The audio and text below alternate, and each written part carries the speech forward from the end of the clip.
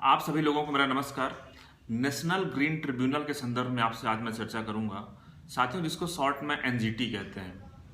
आपसे जब चर्चा होती है तो आप कई बार एयर पोल्यूशन, वाटर पोल्यूशन या फिर इन्वायरमेंट प्रोटेक्शन एक्ट के वायलेशन की चर्चा करते हैं, या फिर मान लीजिए कहीं इलीगल माइनिंग हो रही है, या फिर कहीं कोई स्टोन क्रशर है जिसकी वजह से प्रदूषण हो रहा है।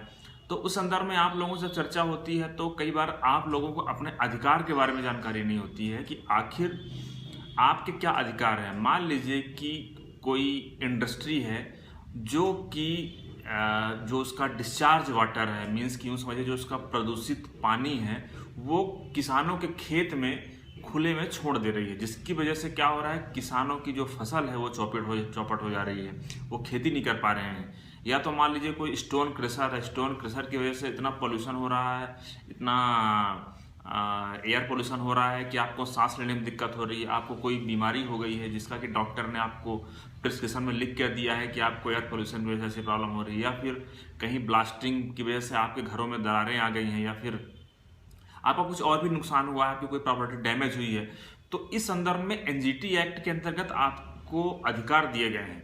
साथियों, इस संदर्भ में जो एनजीटी एक्ट 2010 है, उसका अगर सेक्शन 15 देखेंगे आप, सेक्शन 15 बात करता है रिलीफ कंपनसेशन के बारे में। मतलब कि यहाँ पे अगर मान लीजिए कि जो विक्टिम है, जो पीड़ित है, अगर कोई रिलीफ की बात करता है, कोई उसको कंपनसेशन की डिमांड करता है, तो सेक्शन 15 के अंतर्गत एनजीटी के पास पावर है कि एनजीटी जो भी पॉल्यूटर है, जो भी प्रदूषण कर रहा है, उसको आदेश दे सकता है कि आप इस व्यक्ति को कंपनसेशन दीजिए।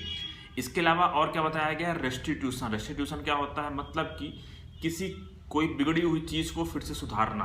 तो अगर मान लीजिए आपकी प्रॉपर्टी डैमेज हो गई है तो प्रॉपर्टी को रेस्टिट्यूशन का आदेश दे सकता है एनजीटी सेक्शन 15 के अंतर्गत। साथ में ही इन्वायरमेंट का रेस्टिट्यूशन, मतलब कि मान लीजिए कि कहीं पे पेड़ काट दिए हैं, 100-200 पेड़ काट दिए हैं, अब उसको जो लगाने की जो जिम्मेदारी रहेगी वो जो पोल्यूटर रहेगा जिसने पेड़ काटे हैं उसकी रहेगी। मान लीजिए किसी ने आपकी किसी प्रॉपर्टी को डैमेज कर दिया, आपके घर को नुकसान पहुंचा दिया है माइनिंग ब्लास्टिंग की वजह से, तो उसको सुधारने की जो जिम्मेदारी रहेगी किसकी रहेगी, जो भी पॉल्यूटर है।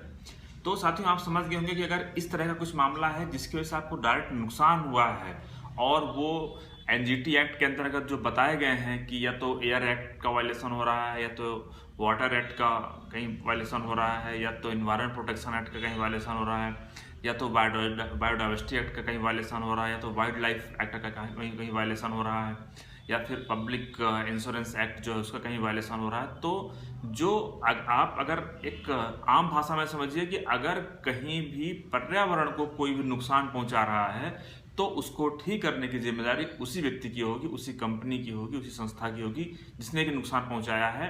ये बताया गया सेक्शन 15 के अंतर्गत। तो आपके अधिकारी हैं। अब साथियों, एक कॉन्सेप्ट और है पॉल्यूटर पे। ये बताया गया है एनजीटी एक्ट के सेक्शन 20 में। मतलब कि जो व्यक्ति प्रदूषण फैला रहा है उसको केवल ऐसा डायरेक्शन करके छोड़ा नहीं जा सकता, उसके ऊपर पेनल्टी भी लगाई जाएगी पॉल्यूटर पे प्रिंसिपल के आधार पर। ऐसे साथियों, एक जजमेंट था, सुप्रीम कोर्ट का लैंडमार्क जजमेंट था, वो था Indian council for environmental legal versus union of India के नाम से था। इस मामले में क्या हुआ था, इस मामले में जो पोल्यूशन कंट्रोल बोर्ड है उसने 22 इंडस्ट्री को आइडेंटिफाई किया था जिनकी वजह से जो उनका जो प्रदूषित पानी है वो किसानों के खेत में छोड़ दे रहे थे, जिससे किसानों को नुकसान हुआ था। काफ़ी सारे किसान इकट्ठा हुए थे और उन्होंने केस लगाया था। तो आदेश दिया गया था कि इन इंडस्ट्रीज से वसूला जाएगा और उसका जो कंपनसेशन, उसका जो पैसा है वो किसानों को दिया जाएगा, उनकी भरपाई की जाएगी जो उनके खेतों का नुकसान हुआ है, जो उनकी फसलों का नुकसान हुआ।